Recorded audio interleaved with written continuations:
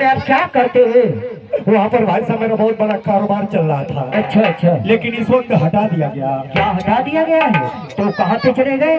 इस समय आपके गाजीपुर में। क्या हमारे गाजीपुर जिले में? तो बताइए हमारे गाजीपुर जिले में कहाँ पे रहे? इस समय आपके गाजीपुर जिले में आकर मैं हितनाथ घाट पे रह रहा हूँ। हमारे गाजीपुर जिले में भी आज तक नहीं सुनाई दिया हितनाथ घाट का नाम। अरे गाजीपुर में है मास्टर साहब, ये बताइए हमारे गाजीपुर जिले में सुने हैं हितनाथ घाट का नाम? अरे यार उसका शुद्ध नाम चीतनाथ घाट है।